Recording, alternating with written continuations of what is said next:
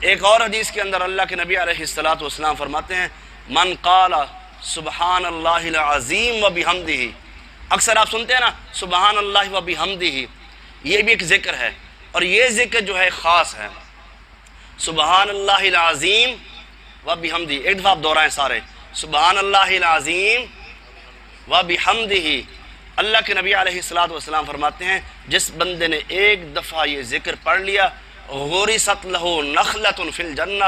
اللہ اس بندے کے لیے جنت کے اندر کھجور کا درخت لگا دیتے ہیں۔ اب کھجور کا درخت بڑا مہنگا درخت ہے، تو جنت میں آپ ان درختوں کے مالک ہوں گے، یہ نام آپ کے نام کر دیا جائے گا، آپ کے محل کے اندر، جنت کے اندر محل ہو، محل کے اندر کھجور کے درخت ہوں۔ ادھر تو کھجور مہنگی ملتی ہے نا بڑی، رمضان بھی بڑی مہنگی تھی، لیکن جنت میں اگر یہ کھجور کے درخت اب جو چاہیں گے وہ آپ کو ملے